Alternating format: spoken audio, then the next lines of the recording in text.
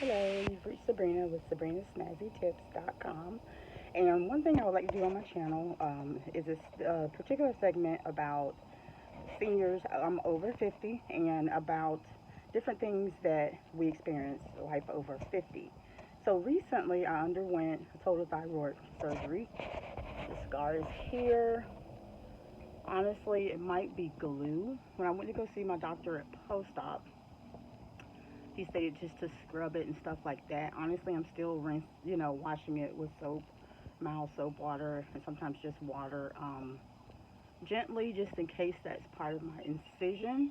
And all the dark spots you see here is just, skin discoloration, pigmentation, probably insulin resistance. Honestly, my neck's looked like this for years.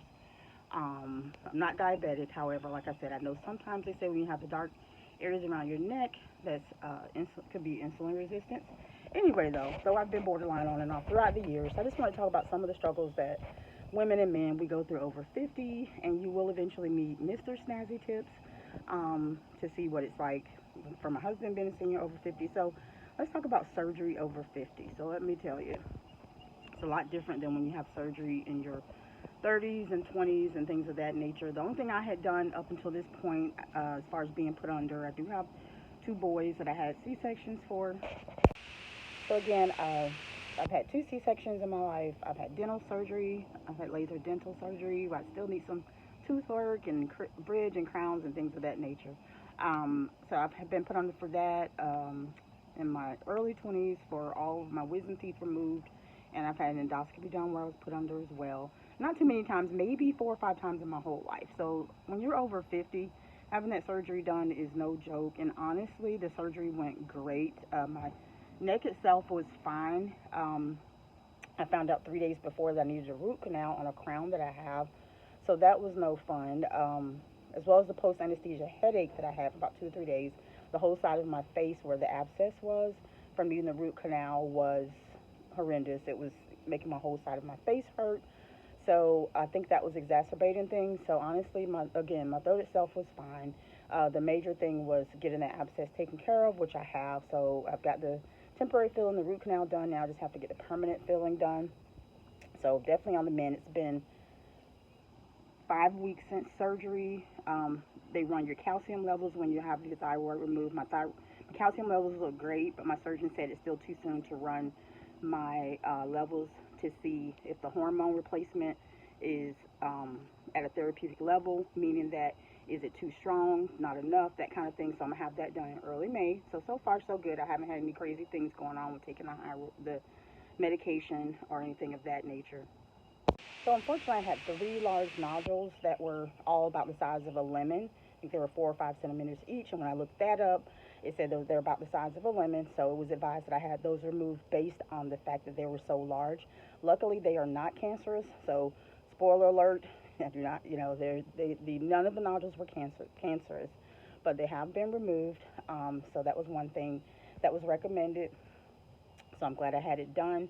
The only thing they didn't warn me about a week after surgery, I noticed if I ate food that was too dense, too chewy, or dry, it would get stuck a little bit when I was swallowing before it proceeded to continue down, which is a really bad feeling because it almost makes you feel like you're choking a little bit or the food's going to get hung up.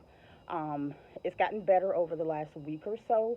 When I mentioned it to my surgeon at the post-op appointment, he said this was a normal thing and that it would improve. He actually told me to massage my neck where the incision is, and that will get softer and also make the food go down easier. But of course, this is just a month out of surgery. 53 years old. I don't think that's too bad.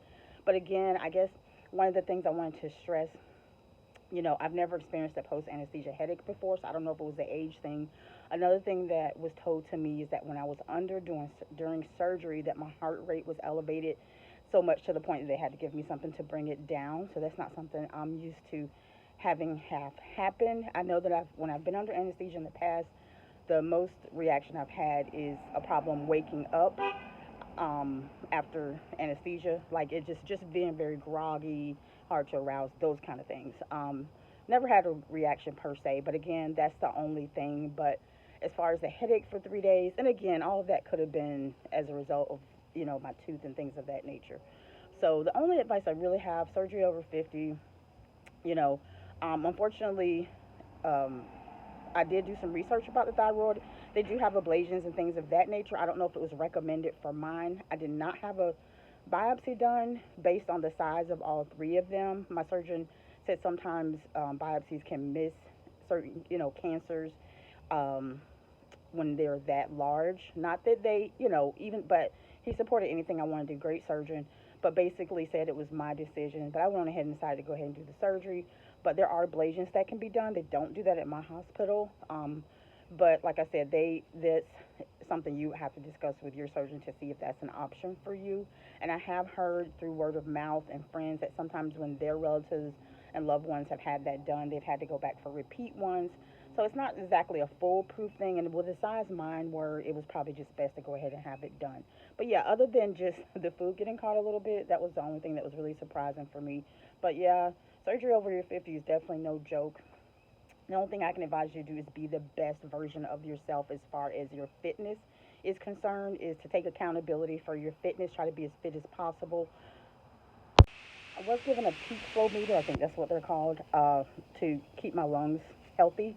Before surgery, I was told to use it about a week leading into surgery to avoid things like pneumonia and things like that. Post surgery, it keeps your lungs healthy, keeps your lungs open. But as far as, like I said, things you can do on your own is just be the best version of yourself, be physically fit, which I am not. I'm not the worst of health, but I'm probably your typical American where I need to exercise more, things of that nature. This is the age where you start having creeping problems like blood pressure, things of that nature, blood pressure issues, diabetes, pre-diabetes, things of that nature. Again, I am not diabetic, but it does run in my family, that and cardiovascular issues. But being fit and being the best version of yourself honestly will probably help. That little bit, actually that lot will go a long way as far as your surgery recovery, especially being over the age of 50. So that's the best advice I have. And again, I just want to try to highlight some of the things that we go through over the age of 50, male or female. And this is a tip channel. Some of my videos will just be videos of white noise. Some of it will be videos, tips, suggesting products because I'm an affiliate marketer with different things. This video will not contain that. If you're looking for a type of video where you're looking for cleavage and somebody to flirt with you and things of that nature, this is not the channel for you. However, like I said, I'm just a down to earth person, just giving some advice. And I will put the link of my website down below, sabrinasnazzytips.com. Please like, subscribe, and share. And please come check out my website. I do have blog posts. I have different pages where I talk about things as far as travel and things of that nature. But the purpose of me coming to you today was to talk about what surgery is like over 50. And yeah, it can kick your butt a little bit. I'm sure it's not the same as what my dad goes through being a senior in his 80s. So yeah, it's not to belittle that or anything of that nature. But again, I just wanted to bring to you, how life was after thyroid surgery. I do not. My doctor said I don't have to. He said I can put anything on here. I don't have to keep it covered. I can use a special cream or lotion if I want. It's not recommended, but I can if I want to. But yeah, like I said, it's supposed to be not really an invasive surgery, not really intense. I was released the same day. I wasn't even kept for a 23-hour observation where they keep you in like a day hospital or anything like that, just to make sure everything is okay, which surprised me considering that my heart rate had gotten elevated a little bit. But no, it was not recommended. My surgeon feels that patients recover better at home, and I'm sure if I had more pre-existing conditions, he probably would have kept me. But I did get to come home. Husband was great, taking care of me and things of that nature. So again, thank you for stopping by. And this is Sabrina with SabrinaSnazzyTips.com.